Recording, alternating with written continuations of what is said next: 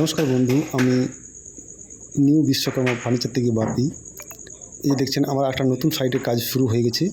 তো আমাদের যে ফার্নিচারগুলো বানাচ্ছি আমরা প্লাই দিয়ে, আমাদের অলরেডি অনেকটা কাজ এগিয়ে গেছে।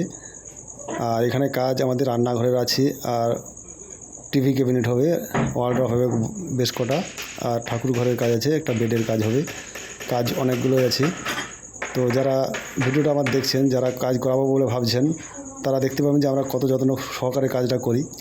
আর যারা কার্পেন্টার বন্ধুরা আছেন আমার, তারা যারা দেখছেন, এটাতে আশা করি পুরো ভিডিওটা দেখলে অনেকটাই কিছু শিখতে পারবেন। এই যে দেখছেন পিনগুলো দিয়ে আমরা যে রেকগুলো বানাচ্ছি, ওগুলো অ্যাডজাস্ট করে আর এটা হচ্ছে।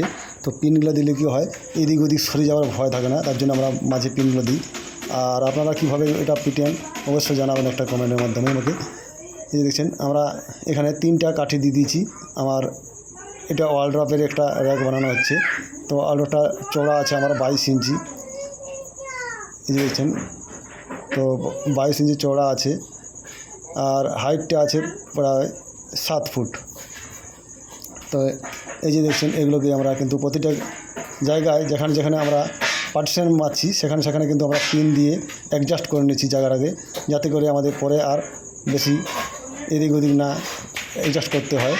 তার জন্য আমরা অ্যাডজাস্ট করে আমরা এই যে দেখছেন 2 ইঞ্চির কাঠি আমরা দিয়ে নিচ্ছি। তো প্রথমে 2 ইঞ্চির কাঠি দিয়ে নেবো আমরা। এই দেখছেন, 2 ইঞ্চির কাঠি আমরা 3টে করে দিয়ে দিচ্ছি। তো দেখছেন, এই প্রসেসে আমরা কিন্তু কাজগুলো করে থাকি, আর খুব যত্ন করে একদম ফিনিশিং করে কাজগুলো পুরো প্রথম থেকে লাস্ট পর্যন্ত আমরা করে থাকি। এবং লাস্ট যে ফিনিশিংটা আমি দিব, অবশ্যই আপনাদের সঙ্গে শেয়ার করবো আমরা।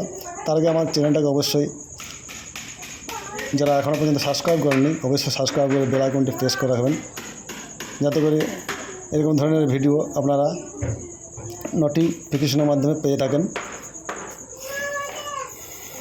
আর যদি ভালো লাগে ভিডিওটি, অবশ্যই একটি লাইক করে দেবেন, আর বন্ধুদের শেয়ার করে দিতে ভুলবেন না, অবশ্যই একটি শেয়ার করে দেবেন। এই যে দেখছেন, আমরা কিন্তু যে র্যাকগুলো বানাচ্ছি 3টি করে কাঠি মারছি এখন। তো 2 ইঞ্চির কাঠি আমরা ব্যবহার করছি এখানে। আপনারা এখানে কত ইঞ্চির কাঠি দেন অবশ্যই জানাতে পারেন আমাকে একটা কমেন্টের মাধ্যমে। এই দেখছেন, জাস্ট র্যাকটি আমাদের দেখে কাঠি দিয়ে পেটে রেডি করা হয়ে গেছে। আর এখানে আমরা কিন্তু এই যে জিপসাম স্ক্রু ব্যবহার করবো আমরা, যেটা ব্ল্যাক স্ক্রু অনেকে বলে। তো ব্ল্যাক স্ক্রু আমরা এখানে ব্যবহার করব। তো এটা খুবই গুরুত্বপূর্ণ জিনিস। আমরা যখন র্যাক বানাবো, এই ব্ল্যাক স্ক্রুটি অবশ্যই ব্যবহার করতে হবে, নাহলে ছেড়ে যাওয়ার ভয় থাকবে। কেননা এটা দিয়ে দিলে অনেক গুণে মজবুতিটি বেড়ে যায় এর, আর অনেক গুণে এটা ভালো জিনিস, মানে এত সুন্দর হয়ে যায়। এটা যারা ব্যবহার করেন তারা জানে, আর যারা এখনও পর্যন্ত এটা করেননি অবশ্যই ব্যবহার করবেন। এটা হলে ফার্নিচারের গুণাগুণটা অনেকটাই বেড়ে যায়, আর এটা খুব মজবুত টাইট নেয়। এটা দেখছেন, এটাতে আমরা 2 ইঞ্চির কাঠি নিয়ে নিয়েছি। আর এটাতে আমরা সাবান লাগিয়ে ব্যবহার করছি, যাতে না কেটে যায়, খুব সহজে প্রায় ভেতর চলে যায় আর কি। এর ধরনটা কিন্তু খুব জোরালো।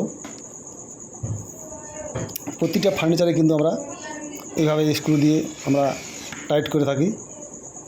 এই যে দেখছেন, আর 3টা করে স্ক্রু আর 3টা করে প্রেক দিয়েছি। আর ভিডিওটা কেমন লাগলো অবশ্যই জানাবেন। দেখা হচ্ছে নেক্সট ভিডিওতে। Thank you.